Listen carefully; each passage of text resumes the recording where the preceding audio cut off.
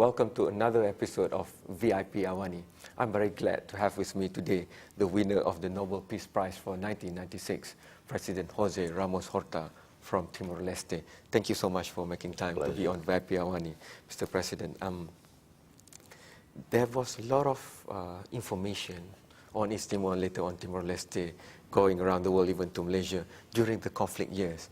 Now that there's peace, independence, and development, we have less news of Timor-Leste. So if you can please highlight to us what's the situation now in Timor-Leste. Well, unfortunately, in regards to media in general, we can say no news is good news. It's not always like that. You have situations where in remote corners of the world people are dying silently, and that is news, but is no news in regards to the media.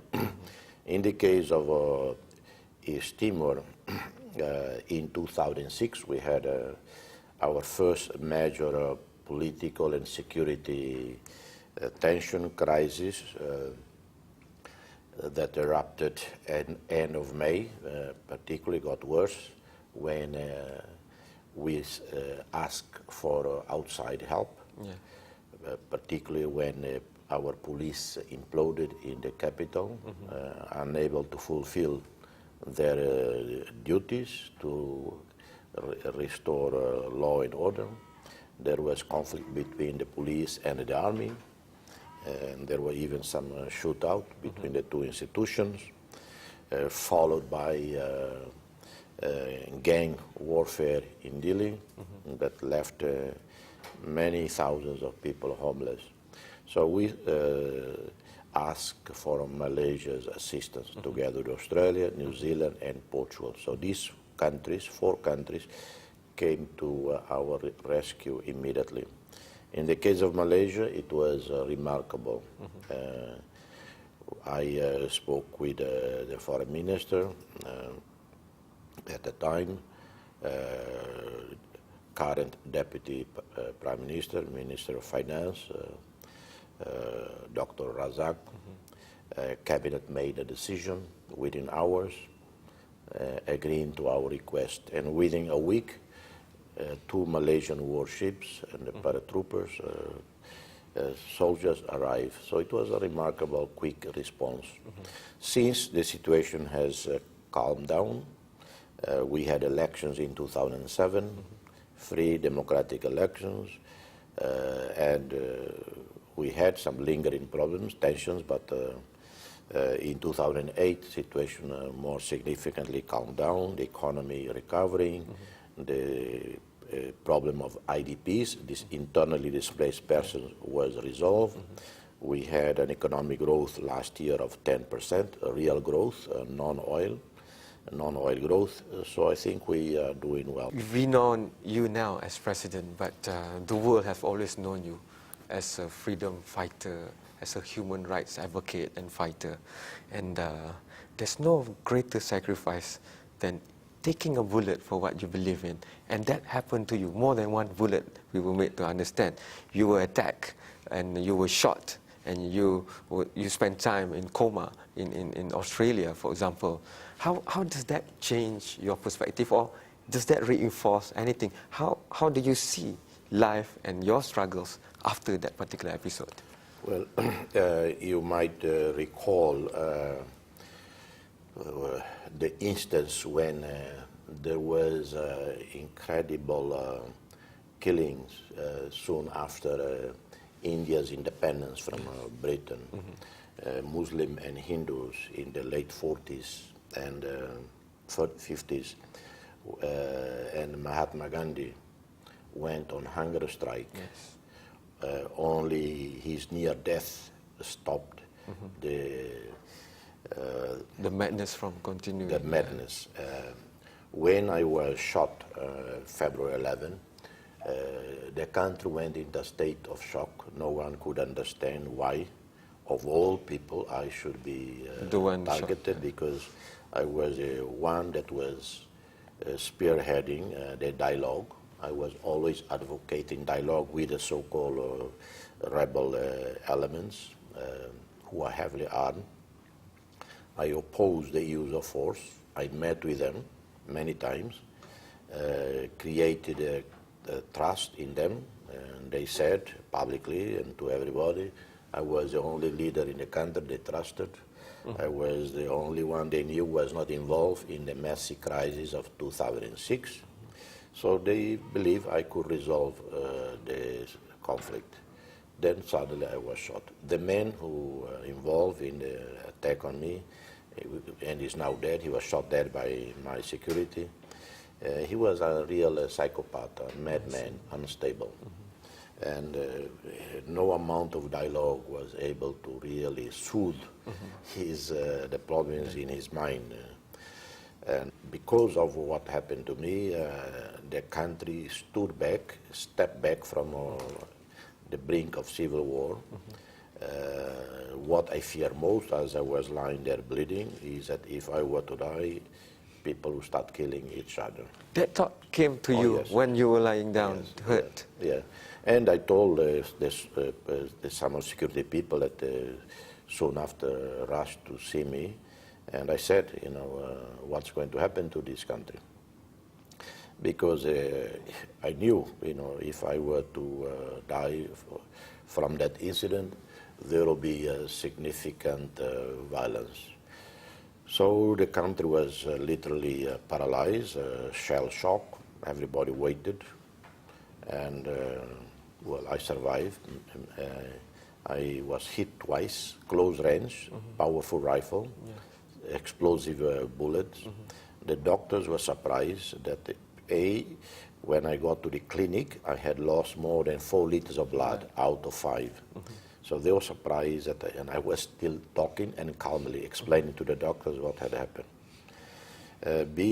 No vital organ had been affected. In spite of 2 bullets, shot close range, explosive bullet that explode on impact, didn't cause any major damage in internal organs. So I was put to sleep for the following 10 days, induced coma because of the pain resulting from the wounds and surgery. It was said that you turned your body. That's right. Yeah. Do you think that helps? Oh yes, absolutely. I saw my assailant at close range. I saw him lifting the rifle, aiming at me. I turned quick and to run. That's when he hit me in the back on the right side. If I had not turned, I would have been hit probably in the face, on the chest, and it would be instant. Going forward, has that experience changed you in any way? Well, I wouldn't say change me for better or for worse. Maybe even for my own security, I still don't like too much security. That is very constraining on my freedom, my movement. I still enjoy meeting people. I go out often. I go to the villages. It hasn't really changed. I remain the same person as before. If anything, maybe I appreciate life even more. We have to go to our first commercial break now, but don't go away, because when we come back, more from President Jose Ramos-Horta, and he's here made possible by the International Peace Foundation because of the Bridges series, creating dialogues that goes towards a culture of peace.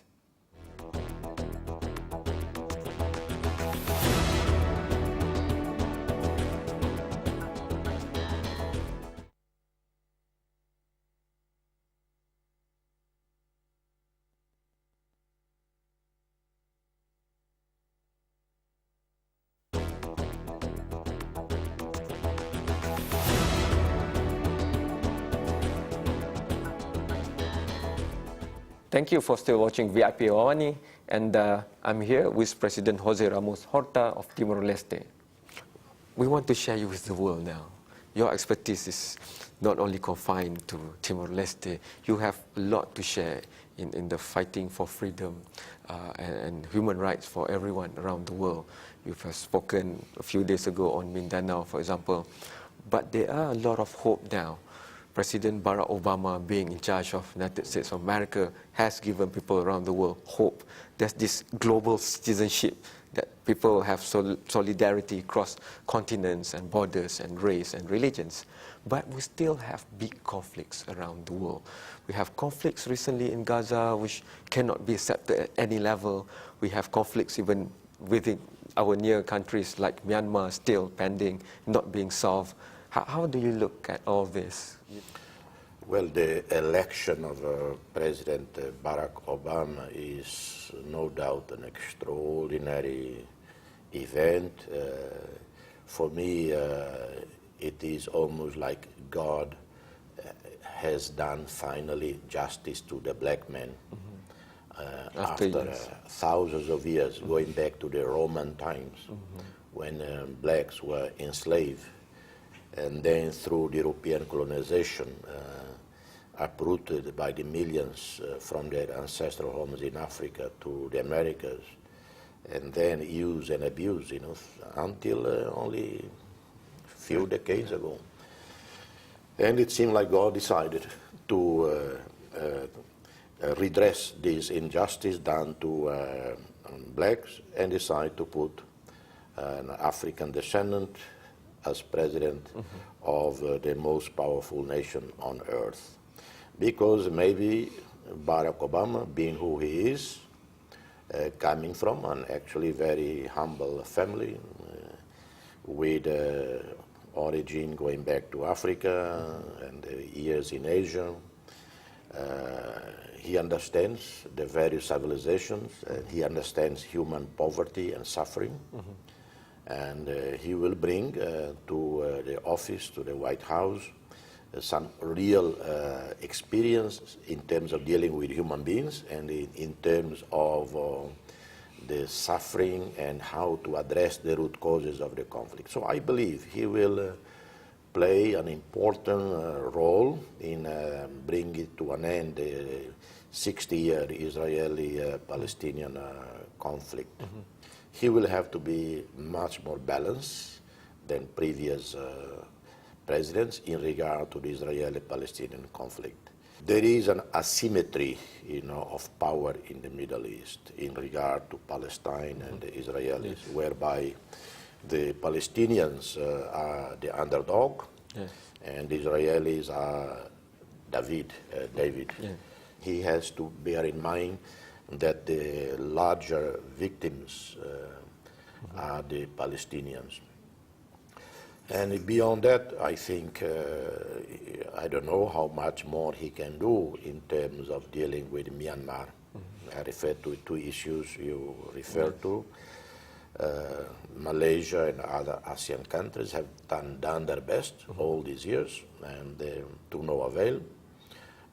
I personally have said publicly, and I've told friends in Washington, in the US Congress, in the State Department, whenever my opinion is asked on the Myanmar issue, I do not agree with the sweeping sanctions on a poor developing country, no matter the perceived sins of the leaders.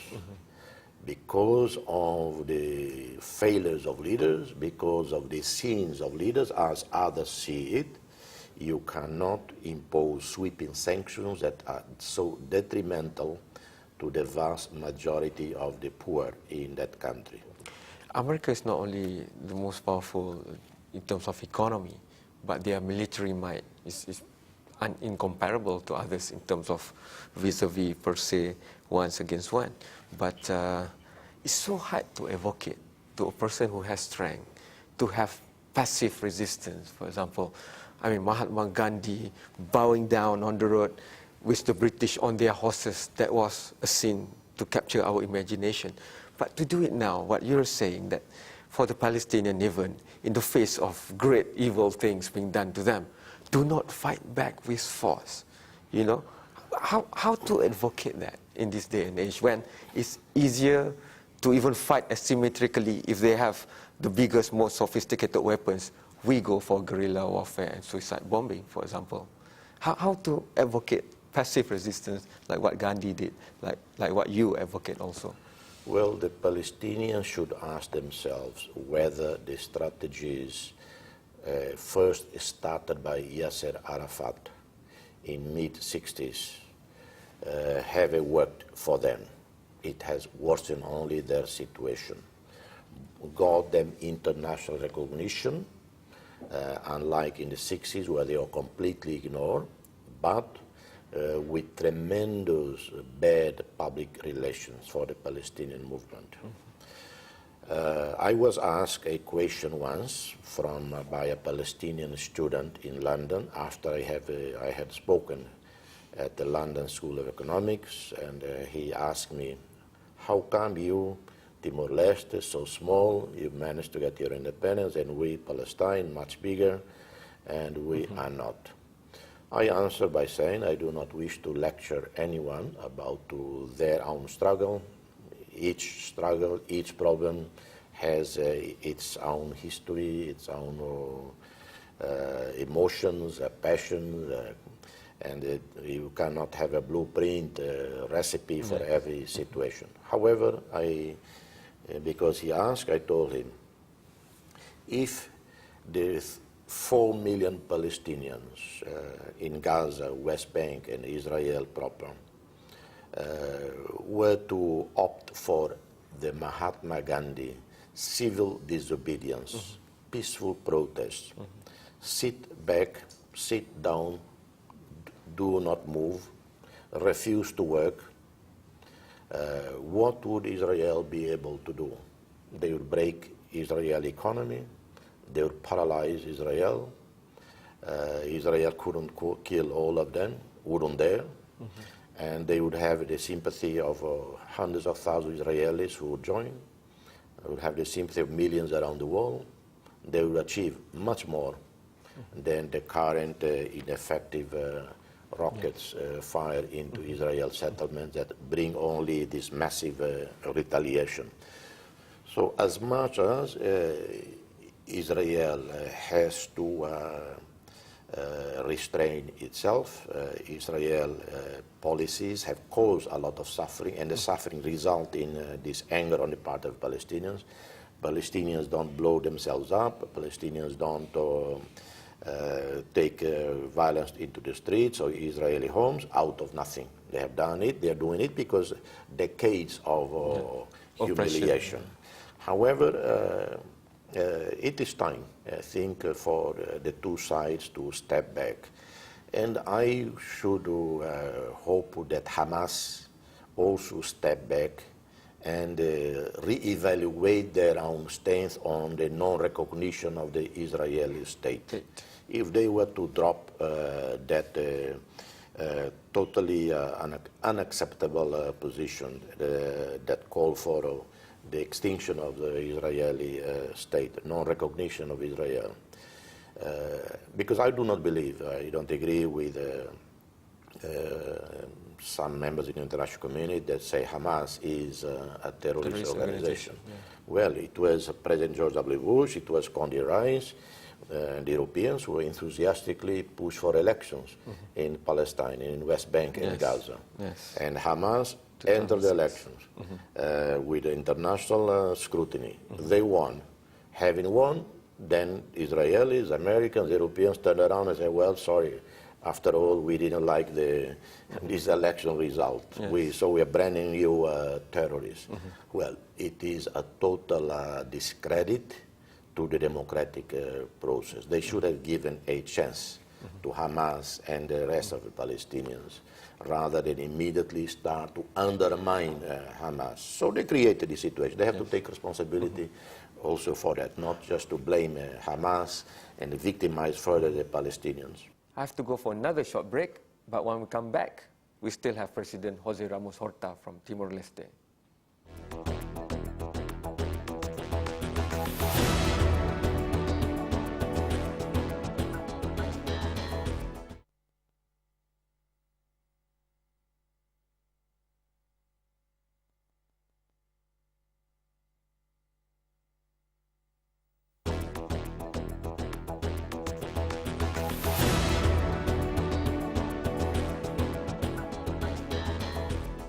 Thank you for still watching BRP Awani, and I'm here with President Jose Ramos-Horta of Timor-Leste. More and more, the international community are calling for a greater workable and more efficient framework at the international level. The United Nations, for example, the International Court of Justice, the International Criminal Court, all these are looked upon as hope for the next decades coming, so that the new generation will have a more stable and effective platform. For example, if we have a body that can implement human rights, and human rights injustices can be brought to justice, for example, then atrocities across the world can be minimized or even eradicated. What are your views on that? Well, international institutions can be made more effective only in the sense of being more functional, in the sense of being more professionally managed. Because institutions cannot replace regimes, political regimes in each country. Institutions cannot replace, brainwash our mind from one situation to another. What I want to say is that as long as leaders and the people, elites in given country do not change, do not evolve from oppressive political systems to more open societies where rule of law prevail, where human rights prevail, well, you cannot then expect a political body like the UN to solve the problems for us, number one. Number two, I do not feel that the UN can be effective by becoming more and more of an international forum for the powers that be to criticize, to demonize each other, their dues for UN programs and so on. So I hope President Barack Obama will abandon the past practices of always punishing the UN itself whenever things don't go along with the US philosophy, US policies. Do you think a lot of attention has been focused on Asia after the economic crisis, the rise of Asia, and the changing what was supposed to be a unipolar world before? Now more multilateralism will set in, and we even see Australia making overtures to Asia instead of looking to the West. Well, the other day I was talking with some friends informally. I was commenting that ASEAN leaders, people in ASEAN region, should not be upset, offended, disappointed if President Barack Obama does not make ASEAN as his top priority. Right. Not because of any lack of importance of ASEAN. It is important. It's a 600 million market.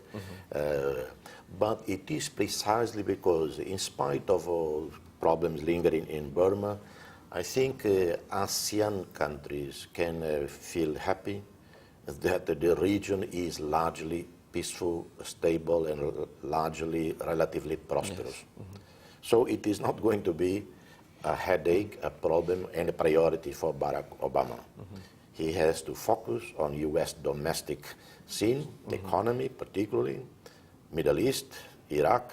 Fortunately, Iraq, they are pulling out. Iraq is improving, but bigger problem is Afghanistan, and the situation is still difficult in Pakistan. So for ASEAN, I think the region is doing well. It is not the same for the rest of Asia. Asia is a huge region of the world. It is one of the most dangerous regions of the world. There is no more nuclearized region of the world than Asia. From Pakistan to India to China to North Korea, there is proliferation of nuclear weapons. But this little corner of Asia, Southeast Asia, if the situation in Myanmar can evolve positively, I think it will be a shining positive element. What kind of relationship do you hope to have with Malaysia? Maybe you want to ask a lot of our people to go there and, have businesses and have more integration, even though it's quite remote away from Malaysia, but it doesn't mean that we cannot have better and closer relationship. Well, we have already outstanding relationship. Malaysia has shown true South-South solidarity, one of the first countries in the world to recognize our independence in 2002, establish an embassy there, and supported us to establish an embassy here, and provided all kinds of assistance within Malaysia's means to us. We have a cooperation with Petronas. Petronas has a block in the Timor Sea. We commission Petronas to do undersea geological study of the Timor Sea. So there is, I think, strong ongoing cooperation. It will expand further, and I hope that in the months and years to come, Malaysians will take time and travel to visit the country. And I want to say my sincere gratitude to Malaysia for these many years of solidarity with Timor-Leste. Thank you so much, Mr. President, for being on VIP Awani. Thanks to you for watching, and I would like to thank the Bridges series, creating dialogues and to foster peace and understanding across the world. Thank you to Hotel Le Méridien for giving us this nice setting for us to have VIP Awani. Thank you and goodbye.